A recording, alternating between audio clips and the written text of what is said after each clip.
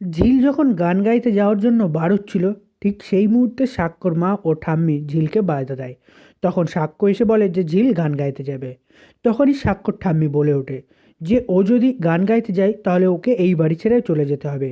তখন এই কথা শুনে সাক্ষ্য ঝিলের হাত ধরে সে বাড়ি ছেড়ে চলে যায়। বিস্তারিত জানতে ভিডিওটি লাইক করে শেষ পর্যন্ত দেখতে থাকুন।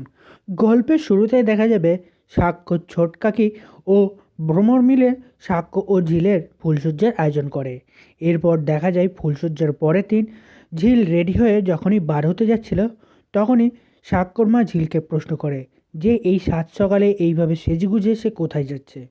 তখন এই কথা শুনে ঝিল বলে যে বড় মাম্মি, আমার একটা প্রোগ্রাম আছে, তাই আমি গান গাওয়ার জন্য যাচ্ছি। এই কথা শুনে সাক্ষ্যর মা রেগে যায় এবং বলে যে তুমি এখন এই বাড়ির বউ হয়েছো, এই বাড়ির বউ এভাবে রাস্তায় মাচা পেতে গান গাইবে, এটা আমি কখনোই হতে দেবো না। তখন এই কথা শুনে ঝিল বলে ওঠে, বড় মাম্মি, আমি তো গান গাইতে যেতে চাইনি, কিন্তু তোমাদের ছেলে তো শুনলো না। তোমরা যদি আমাকে যেতে বারণ করো তাহলে তোমরা তোমার ছেলেকে বোঝাও, তোমার ছেলেকে বলো। তখন এই কথা শুনে সাক্ষ্যর মা বলে, এখন আমি ছেলেকে বলবো? তুমি তো আমার ছেলেকে বশ করে নিয়েছো। ঠিক সেই মুহূর্তেই দেখা যায় সেখানে সাক্ষ্য চলে আসে। সাক্ষ্য এসে তার মাকে বলে যে মা, ঝিল গান গাইতে যাবে। তখন এ কথা শুনে সাক্ষ্য বলে, মানে সাক্ষ্যর মা বলে যে সাক্ষ্য, তুই এসব কী বলছিস? ও এখন এই বাড়ির বউ আছে, ও ওইভাবে রাস্তায় গিয়ে গান গাইবে? এটা তো আমি মেনে নিতে পারবো না। এমনিতেও তো ওকে আমি সহ্য করতে পারছি না। তখনই সাক্ষ্য বলে, দেখো মা, ওরও তো একটা আছে, ওরও তো একটা প্রোগ্রাম আছে, ওকে তো পারফর্ম করতেই হবে, ও তো এতদিন ওটাই করে এসেছে, তাই না? ঠিক তখনই দেখা যায় যে পাশ থেকে সাক্ষর ঠামি বলে ওঠে যে ঠিক আছে, ও যখন গান গাইতে যেতে চাইছে, যাক। যদি ও গান গাইতে যায় তাহলে কিন্তু ওকে এই বাড়ি ছেড়ে চলে যেতে হবে। তখন এই কথা শুনে তো সাক্ষ্য বলে, ঠিক আছে ঠাম্মি, তোমরা যখন বলছো যে ও গান গাইতে যেতে হলে যদি ওকে বাড়ি ছাড়তে হয়, তাহলে আমি ওকে নিয়ে চলে যাচ্ছি। এই বলে দেখা যায় সাক্ষ্য ঝিলের হাত ধরে টেনে বাড়ি থেকে বের হয়ে যায়। তখন এদিকে বাড়ির সকলে অবাক হয়ে যায়। তখনই পিছন থেকে সাক্ষ্য ছোটকাকে ডেকে ওঠে এবং বলে যে সাক্ষ্য, তুমি ঝিলকে নিয়ে কোথায় যাচ্ছ? তখন এ কথা শুনে সাক্ষ্য বলে যে ছোটকাকি, তুমি শুনতে পেলে না?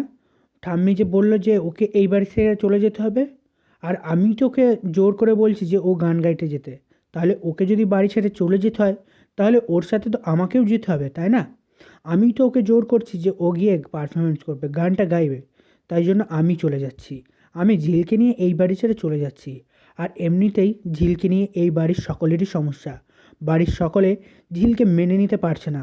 তাই আমি এই বাড়িতে আর কোনো অশান্তি সৃষ্টি করতে চাইছি না। তাই জন্য আমি ঝিলকে নিয়ে চলে যাচ্ছি। আমি আর কখনো ঝিলকে নিয়ে এই বাড়িতে ফিরে আসবো না। তখনই সাক্ষর ঠাম্মি বলে যে দেখেছো তো, এখন ছেলেটা কত বদলে গেল। ওই ঝিল দুদিন হলো না এসেছে, এর মধ্যে আমাদের ছেলেকে আমাদের থেকে দূরে নিয়ে চলে গেল। কিন্তু তখন বাড়ির সবাই বলে দাঁড়াও। তখনই সাক্ষর ঠাম্মি বলে, ওখানেই দাঁড়াও ঝিল, আগে আমাকে প্রশ্নের উত্তরটা দাও। কাল রাত 12টার সময় তুমি এই বাড়িতে কেন ছিলে না? তখনই সাক্ষ্য বলে, ঠাম্মি, যেটা হওয়ার তো সেটা হয়ে গেছে, তাই না? সেটা তো আর বদলা যাবে না, তাই না? তাই বলছি ও এখন বাড়িতে ঢুকুক। কেন ওকে বারণ করছো? তখনই সাক্ষর ঠাম্মি বলে, আমি বারণ করছি তার কারণ আছে, তাই জন্যই আমি বারণ করছি, বুঝতে পারছিস? তখনই ঝিলের মা বলে, মাসিমা একটু শান্ত হন, ওকে ঢুকতে দিন। এবারকার মতো ভুল হয়ে গেছে, আর আর কখনো ওর ভুল হবে না, আমি কথা দিচ্ছি। আমি ওকে খুব বকাবকি করেছি। এসব শুনে তখন সাক্ষর ঠাম্মি বলে, না, আগে ওকে বলতেই হবে ও রাত 12টার সময় কেন এই বাড়ি থেকে বেরিয়ে চলে গেছিল। আমাকে এই কথার উত্তরটা দিতেই হবে। তখনই ঝিল কোনো কথা না বলে চুপচাপ দাঁড়িয়ে থাকে। তখনই স্বাক্ষর মেচকাকি বলে যে, কেন কিছু বলছিস না ঝিল? বল, কেন রাত 12টায় বাড়ি থেকে বেরিয়ে গিয়েছিলিস? এবার তোকে বলতেই হবে। আমরা তো জানি এইসব মেয়েরা কি করে, রাত বিরেতে বাইরে যায়। তখনই সাক্ষ্য বলে, কি ঝিল, কিছু বলো, কিছু বলছো না কেন? দেখলে তো, তোমার জন্য আমাকে কত কথা শুনতে হচ্ছে। এবার বুঝতে পারছো আমাকে না বলে চলে যাওয়ার ফল কি হয়েছে?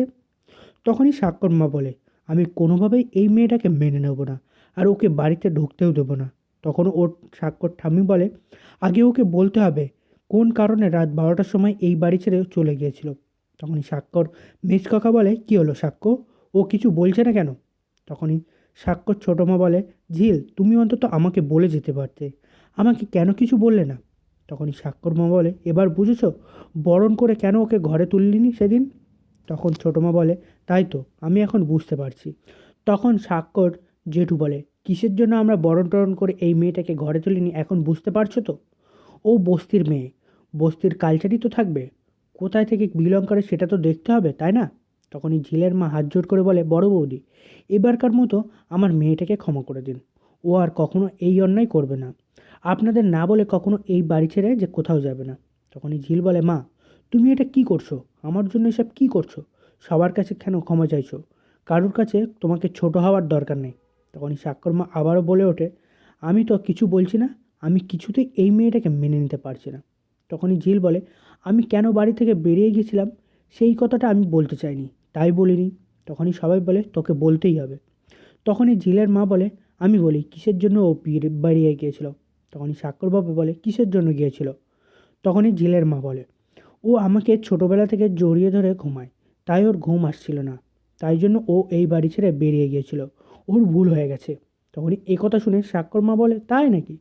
তোমাকে জড়িয়ে ধরে ঘুমানোর জন্য বাড়ি ছেড়ে বেরিয়ে গিয়েছিল?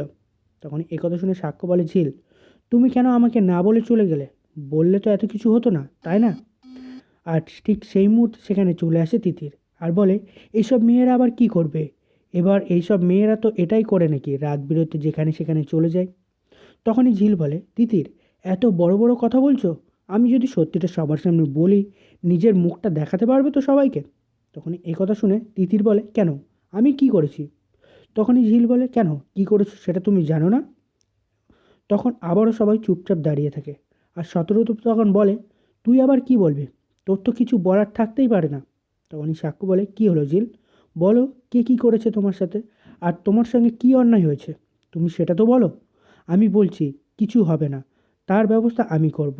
তখনই সাক্ষর বাবা বলে, বলো কী হয়েছে তোমার? তুই যে রাত বেরাতে বাড়ি থেকে বেরিয়ে চলে যাওয়া, নিশ্চয়ই কিছু হয়েছে। আমি অন্তত এটা বিশ্বাস করি, এমনি এমনি তুই রাতে বেরিয়ে যাওয়ার মেয়ে না, কিছু একটা ঘটেছিল, তাই জন্যই তুই এরকম বা রাত বেরোতে বাড়ি ছেড়ে বেরিয়ে গিয়েছিলি। তখন কথা শুনে ঝিল বলে, আমাকে যে ঘরটা তোমরা দিয়েছিলে সেই ঘরটাতে আমার থাকতে একটুও ভালো লাগছিল না। হ্যাঁ, ওই ঘরটাতে আমি শুতে গিয়েছিলাম, কিন্তু তখন ওরা এমনভাবে আমার সঙ্গে ব্যবহার করছিল, যে ব্যবহারটা আমার কাছে একদমই অসহ্য লাগছিল। জানো ওরা আমার সঙ্গে কী কী করেছে? ওরা আমাকে কোথাও বসতে দিচ্ছিল না, খাটের ওপর শুতেও দিচ্ছিল না, ওরা সমস্ত জায়গা দখল করে নিয়েছিল। কিন্তু একটা কথা, আমার বিছানায় শোয়ার অভ্যাস নেই, তাই মাটিতে শোয়ার অভ্যাস আছে, তাই আমি একটি মাদুর পেতে মাটিতে শুয়েছিলাম। কিন্তু সেটাও ওদের সহ্য হলো না, ওরা জোরে জোরে চিৎকার করছিল আর গান বাজনা করছিল। আর আমার মনে হচ্ছিল না, এবার যদি আমি এখানে থাকি তাহলে আমি হয়তো কিছু একটা বলে ফেলবো, আমি তো নতুন বাড়ির বউ। এই কথা ভেবেই আমি বাড়ি থেকে বেরিয়ে চলে গেছিলাম। তখন সাক্ষ্য তিতিরকে বলে, এইসব কি বলছে ঝিল, এবার তুই চুপ করে আছিস কেন? এতক্ষণ ধরে তুই ঝিলকে খুব বিলম্ব করছিলিস। তখনই ঝিল বলে, আরও জানো ওরা আর কী কী করেছে? ওদের একজন ছেলে বন্ধু আমার হাত ধরে টানাটানি করছিল। আমার এসব অসভ্য আচরণ একদমই সহ্য হয় না। কি বলো তো তিতির, তোমরা তো বড়লোক বাড়িতে বিলং করো, বড়লোক ঘরে জন্ম, তোমরা সব কিছু এনজয় করতে পারো, হ্যাঁ, কিন্তু এসব অসভ্য জিনিস আমার কাছে অসভ্যই লেগেছে।